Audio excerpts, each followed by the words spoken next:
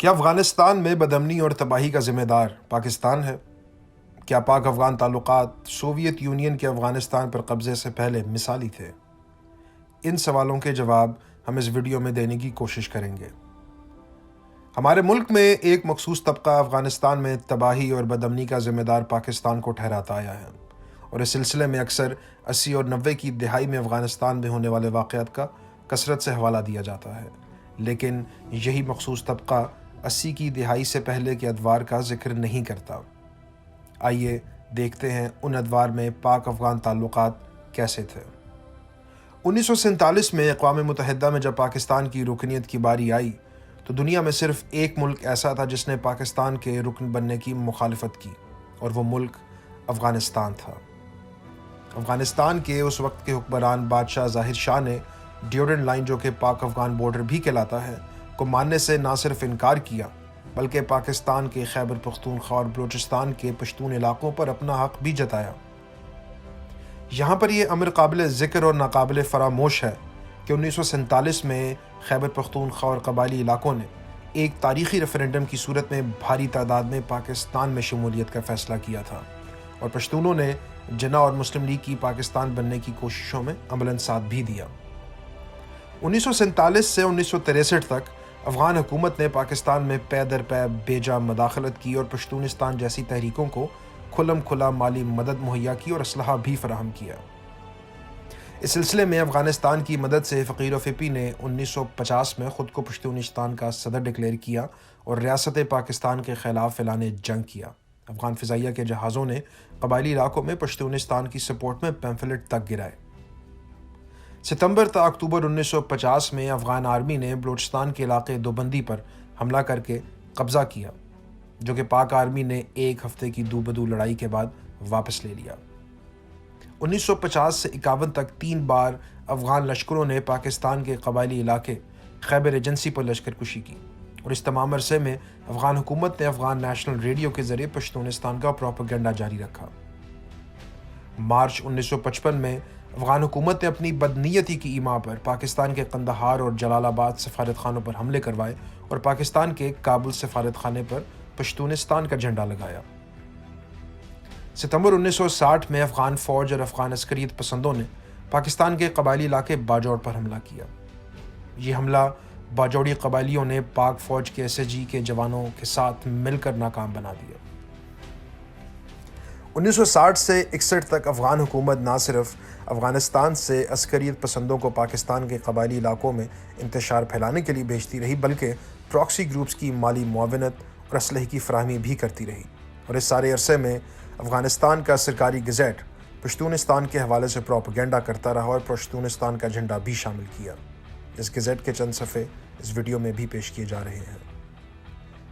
70 کی دہائی میں خاص طور پر سردار داؤد نے جب افغانستان کے بادشاہ ظاہر شاہ کا تختہ الٹا تو اس کے بعد پشتونستان کی تحریک میں مزید تیزی آ گئی۔ ریڈیو کابل پشتونستان سے متعلق پروگرامز کرتا رہا، اور افغان حکومت نے پاکستان کی نیشنل عوامی پارٹی موجودہ ANP کے باغی ارکین، جن کے سربراہی اجمل خٹک کر رہے تھے، ان کو اپنی سرزمین میں پناہ دی۔ افغانستان کی پاکستان کے قبائلی علاقوں میں بے جا مداخلت اور پشتونستان کی تحریک کو کھلم کھلا سپورٹ کرنے پر 1973 میں بھٹو نے جنرل بابر کو اجازت دی کہ وہ بھی افغانستان میں پاکستانی پراکسی گروپس کو سپورٹ کریں۔ نیشنل عوامی پارٹی کے رکن جمعہ خان صوفی، جو اجمل خٹک کے قریبی ساتھی بھی رہے، اپنی کتاب فریب ناتمام میں لکھتے ہیں کہ نیب کے عسکری ونگ پختون زلمے کو نہ صرف افغان حکومت کی مالی معاونت حاصل رہی بلکہ افغانستان میں افغان فوج کی آفیسرز ان کو تربیت بھی دیتے رہے۔ جمعہ خان صوفی کے مطابق افغان فوج سے عسکری تربیت پانے والوں میں موجودہ ANP کے سابقہ اور اب PTM کے لیڈر افراز سیاب خٹک بھی شامل تھے۔ 1975 میں جب پیپلز پارٹی کے منسٹر اور سابق گورنر حیات شیرپاؤ کا بم دھماکے میں قتل کیا گیا تو بعد ازاں تحقیقات پر پتہ چلا کہ اس کے پیچھے نیب کا عسکری ونگ پختون زلمے شامل تھا۔ بھٹو نے نیب پر پابندی عائد کی اور ان کے لیڈران پر غداری کے مقدمے چلائے، جو کہ بعد ازاں حیدرآباد کانسپریسی کیس کے نام سے مشہور ہوئے۔ داؤد خان کے دور ہی میں افغانستان نے بلوچ شدت پسند گروپوں، جن میں مری قبائل کے لوگ شامل تھے، ان کو سپورٹ کرنا شروع کیا۔ افغان حکومت نے ان شدت پسند عسکری گروپوں کو افغان سرزمین میں پناہ دی اور بھارت نے ان گروپس کے لیڈران کا ماہانہ اسٹائپنڈ بھی مقرر کیا۔ ان شدت پسند گروپوں کو لندن گروپ بھی سپورٹ کرتا رہا، جن میں نجم سیٹھی، احمد رشید اور محمد تالپور جیسے پروگریسو سوچ رکھنے والے پڑھے لکھے لوگ بھی شامل تھے۔ 1978 سے 1979 میں 20 ماہ کے اندر افغانستان میں 3 خونریز بغاوتیں ہوئیں، جن میں نہ صرف حکومتوں کا تختہ الٹا گیا بلکہ افغان حکمرانوں کو بے دردی سے قتل بھی کیا گیا۔ ان بغاوتوں کی منصوبہ بندی افغانستان کی بائیں بازو یا کمیونسٹ سیاسی جماعتوں پرچم، PDPA اور خلق نے افغان فوج میں کمیونسٹ سوچ رکھنے والے افسران کے ساتھ مل کر کی۔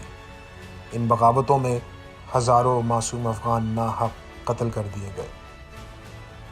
70 کی دہائی میں افغان سیاسی منظرنامے میں شورش کا آغاز تب ہوا جب 1973 میں سردار داؤد نے بائیں بازو کی جماعت PDPA کی مدد سے ظاہر شاہ کا تختہ الٹا۔ 1977 میں داؤد خان نے بائیں بازو کی جماعتوں کے خلاف ایکشن لینا شروع کیا اور سوویت یونین کے آگے سر جھکانے سے انکار کیا۔ سوویت یونین کے ایک حکومتی دورے کے موقع پر داؤد خان کی سوویت یونین کے لیڈر برژنیف سے سخت تلخ کلامی ہوئی، جس میں داؤد نے غصے میں اپنا مکہ ٹیبل پر مار کر کہا، افغان اپنے فیصلے افغانستان میں ہی کریں گے۔